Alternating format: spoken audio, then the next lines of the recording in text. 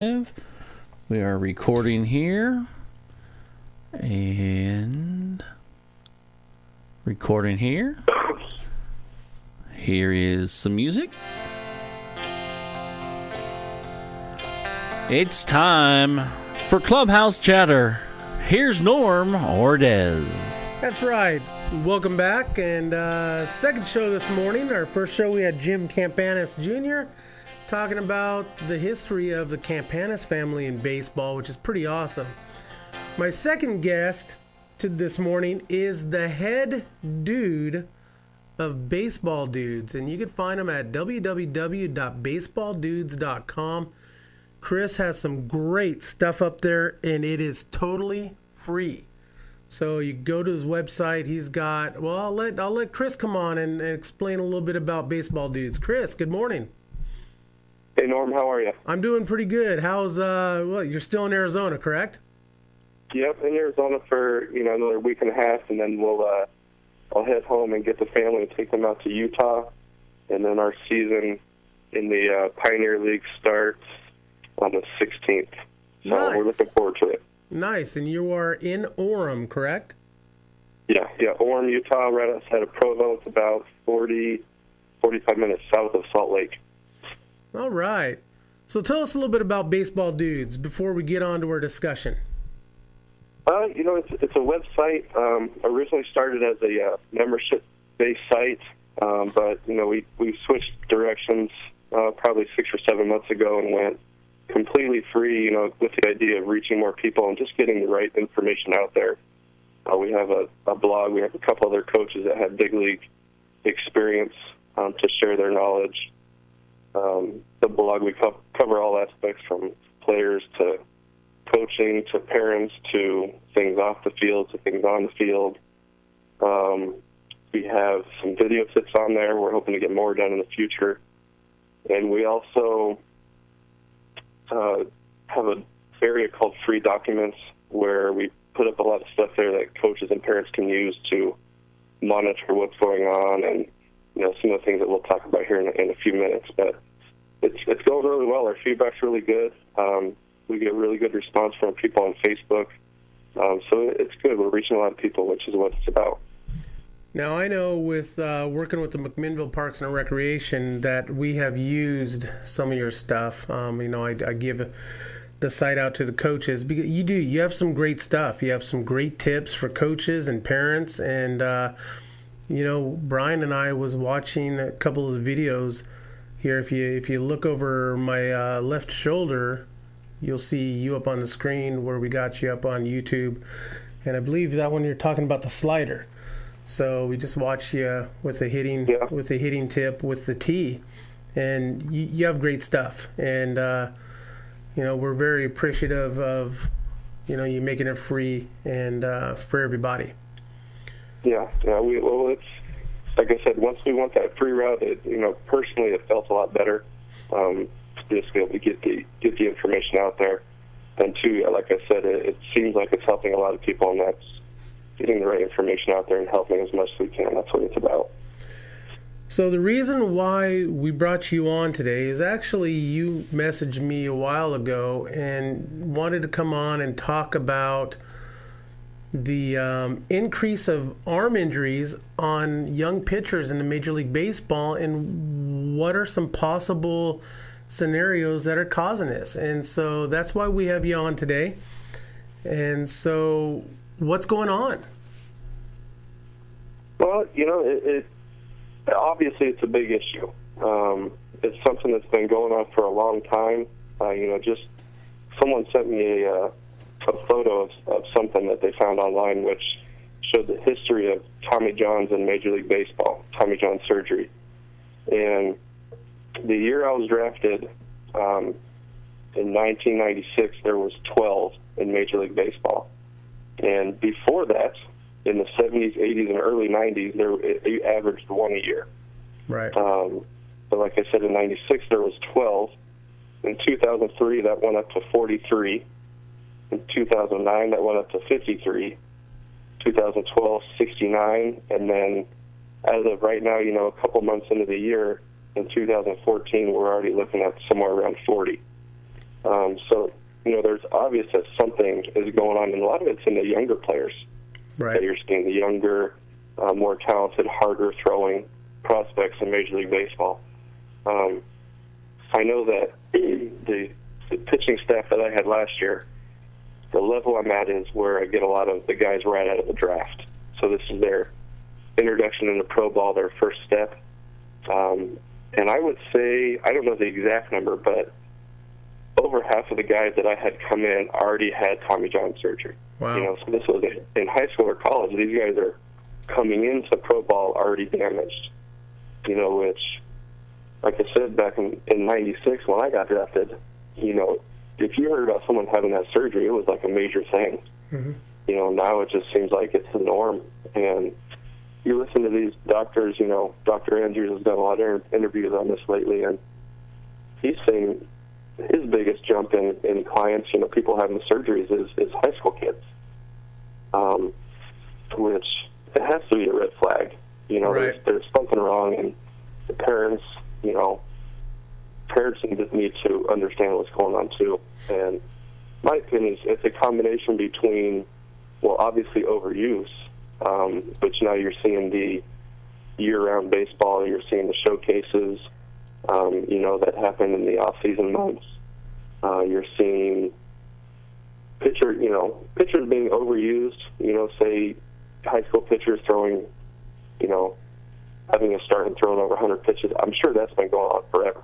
Right. I don't remember, but I'm sure I did it when I was in high school. But the biggest issue now is that these kids aren't getting an off season.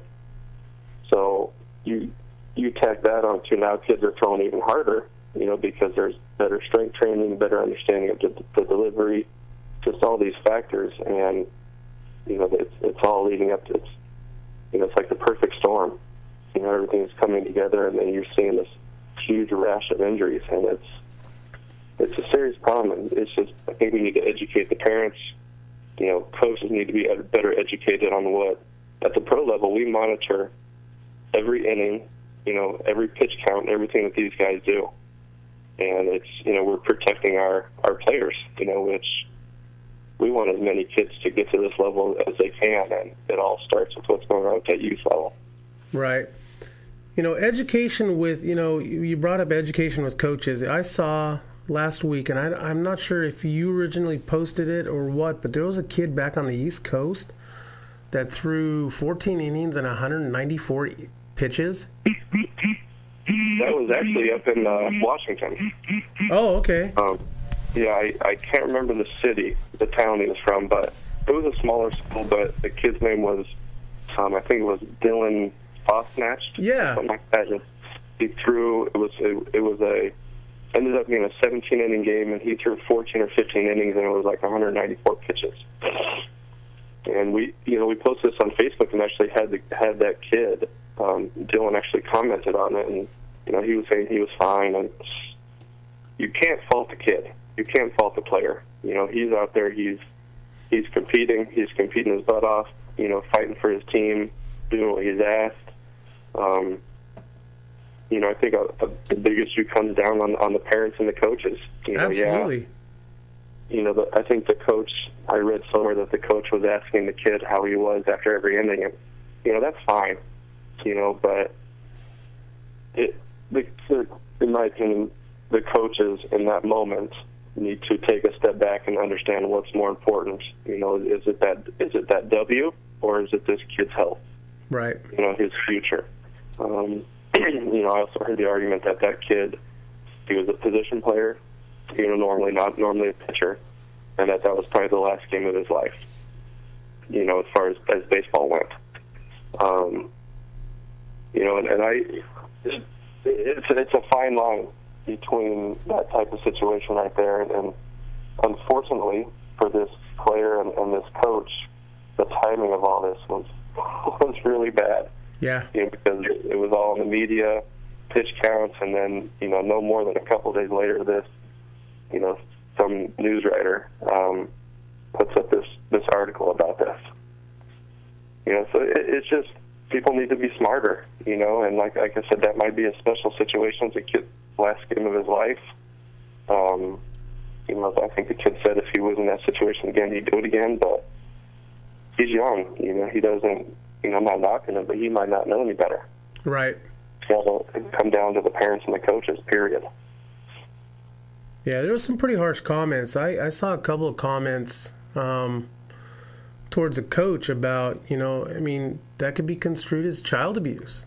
Abuse in some way, but man, it's gotten crazy, and working with the Parks and Recreation here in McMinnville, we have pitch limits for the kids, and every year they get older, it goes up. So, I think we have it set at 35 for our second and third graders, and then it goes up to 40, and then it goes up from there. But I think we cap out at 60. And so, it used to be to where they could pitch 3 innings. But now, we've kind of followed what's going on, and we have pitch counts on our kids, which there has to be. You're protecting these kids' arms and like I said, their health. Yeah, I'm really happy to see that, one, that this came out in the media. It's getting more attention to hopefully open up some eyes on the coaching and the parenting side. And I really like that Little League Association and other leagues they have these pitch count, or inning count limits. I still think that there's an issue that, if a kid has 60, if his pitch limit is 60, that it doesn't say anything about per inning. Right. So that kid could go out and throw 60 pitches in 1 inning, and he's reached his limit. Well, right. That in itself is a big issue. How many, you take a young kid and he gets to that 25, 30 pitch mark in an inning, and his delivery's going to start to fall apart. He's going to start to get tired. He's going to start to lose control of his pitches, which puts the hitter at risk. And then, if a kid's out there and he throws 60 pitches in 1 inning, you're killing his confidence. Mm-hmm. He might be done mentally for the rest of the year just because of that 1 inning. And I think that's an area where leagues and, high school, these coaches need to understand that, put themselves in that situation. Us as adults, we get past 30, 35 pitches, things are going to start to fall apart. How can we expect the young kids to be able to do it? Right. It's that win at all costs mentality, which is not good for youth baseball. There's it's a game. Games are meant to be won. We want to develop, we want to win as much as we can, but at the same time, if you have 12 kids on a team and you've only developed 3 of them to be able to pitch, you're setting that team up for failure because you haven't taught other kids how to pitch. Right. So, it's just like having the same kids sit the bench every inning. What is that coach going to do when 5 of his star players are sick, on vacation, injured? What are you going to do if all of a sudden he has to play these kids that he's been sitting the whole season? He's setting his team up to lose, when he's actually been, in his mind, has been thinking he's been playing to win. So, do you think the mound has anything to do with some of these injuries? I don't. I've heard that argument out there. We've been pitching at that height for years. In the 70s, 80s, and early 90s, when the Tommy John surgeries was at a low point, the mound was at the same height it is now. Right. In my opinion, the biggest issue is the overuse and pitching year-round. If that wasn't going on and these kids were getting in the 8 to 12 to 16 week rest in the off season that their arms should be getting, you would see a lot less injuries. If the workload was monitored during the season, you'd see a lot less. And you're talking about, so you're talking rest. So you're not just talking about like December and January. You're talking about season ends in August, possibly skip no fall ball and take 4 or 5 months for that arm to rest? Yeah, I mean, you think about it, at the pro level, we have the Arizona Fall League, we have Instructional League, these things that happen after the season's over. Yep. And if we bring our high draft picks, our top draft picks to, say, Instructional League, which happens right after the season's over, and it's about 3 weeks long. If we bring them there, it's for them to get extra work on the fundamentals. It's not to, have them pitch another 20 innings. Right. They might get 5 innings. But the big thing is them, learning more about what it takes to be professional, and that's it, period. When you see guys that go to something like that, or the Arizona Fall League, a lot of these guys are guys who were injured during the season and didn't get the innings that they needed to. Right. We might bring them to something like that to help build up their arm strength, get them some experience, so it's not a completely lost year. When it comes to fall ball, and I recommend to all my students, and the players that we're going to have in our player development program, that if your kid was a pitcher, and he got in a lot of innings, and this year fall ball is not really necessary. It's if your kid was injured all summer, and this is the time for him to get in some swings and some pitches, go for it. But I don't know if fall ball is really necessary. Right. It seems like it's another way to continue to get the kids to play, which, if a kid loves baseball, then that's great. But if a player was used a lot and maybe overused, then that's a very important month when it comes to recovery. That October month. And the latest as of like this week was to fall to Tommy John surgery was Jose Fernandez of the Marlins. Mm-hmm. And I mean, it's obvious that guy has talent, and where he ends up, nobody knows. But once again, young player, 20, 21 years old, falling to Tommy John. I mean, we had Strasburg about a year and a half ago, 2 years ago, and where does it end? I mean, does it end? I mean, it's something has got to be done, and you got to protect those assets, and it's not just pitchers. I noticed the Giants, Mac Williamson, who is an outfielder, is having Tommy John as well, or has had Tommy John. And so I remember there was a stretch of time back in 2006 when I was working with the Lancaster Jethawks. San Jose, the Giants, they had like 2 or 3 outfielders that ended up with Tommy John surgery that year, which is kind of unheard of. You don't hear of non-pitchers having it very often. Yeah, you hear it every year. You might get 1 or 2 of them, but yeah, you don't hear about that very often. Obviously, as much as pitching. That again. When those guys were younger, what was their workload on their arm? Were they playing in these tournaments? Where they're playing 6 games in a weekend. That's a lot of stress on the arm. Right. I think what you see now too is a lot of parents have their kids in 2 different leagues at one time. So they're playing, if you're playing 4 to 6 games on the weekend, and then, another 2 or 3 during the week, that's the workload of a professional player being put on a youth arm. Right. And it's, poor mechanics, along with throwing all these reps, is putting even more pressure on it. There's so many factors. With the Fernandez guy, I have no idea what his history is like.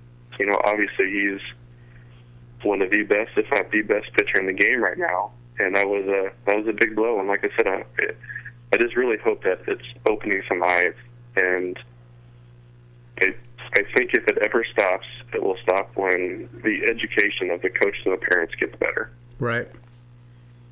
Right.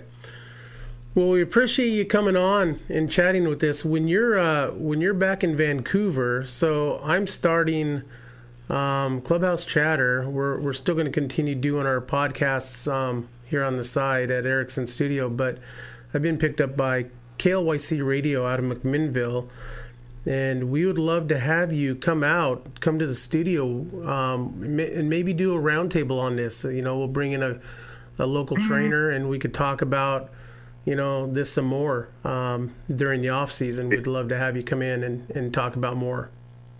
Anytime. I'd be happy to. So once again, Chris Gissell, the head dude at Baseball Dudes. Check him out, www.baseballdudes.com. He's got some great stuff, and he's doing some good things. Chris, good luck in Orem this season, and we will catch up with you a little bit later. Thanks, Norm. I appreciate it. All right, anytime. Thank you, Chris. Okay. All right. All right, like I said, once again, Chris Gissell, the head dude over at Baseball Dudes. Brian, they're doing some good things over there. And, he's totally right. Education is where it's at, and I know some kids that are playing 6 to 10 games in a week. You got kids that are playing Parks and Rec ball, and then they go to another town and play on a traveling team. And so, when you're 10, 12, 14 years old, man, that's a lot. It's a lot, and your overuse is a big thing. I think Chris has got a point. The mound is something I've thought about. We've talked about it, but it hasn't really changed. Right. In that time span, and you're getting kids who play every single time. We talked about the outfielders, how they're getting it. Well, those outfielders probably were pitchers when they were young, because they're the best players who are usually the pitchers. I can't help but think back to Parks and Rec basketball season. I had David Brocious working for us, and David is Scott Brocious' son, former Yankee third baseman, 98 World Series MVP, and head baseball coach here at Linfield College. And David is a junior, and I remember David coming to work with us a couple of times, and he'd have these, those tape strips on his arm. And so I remember asking him about it one time, and he was, that'd help heal my arm. And it's kind of crazy, they totally shut him down. And so, he had been shut down for like 4 or 5 months. Wow. And so I remember back in January, talking, he goes, yeah, I'm just now picking up a baseball and start throwing it again. And so, some people, are educated. Some I just don't think they really care, unfortunately. I think of some of the coaches that, I'm dealing with, some of the Parks and Rec, and I don't know if it's that they don't care, they just don't understand. But yeah, check them out, baseballdudes.com. Great stuff. Go to baseballism.com. Type in Clubhouse Chatter when you order. You get 15% off of their swag. And I'd also like to thank yamhilltoday.com. That is where we're streaming live. Thanks to Base by Pros, Mitch Canham, his dad Mark Canham over at MDM Designs, who does our shirts, and 980 Know-It-All as well. And Carlos and the boys down at Proper Cuts Barber Shop on Baker. I said it finally.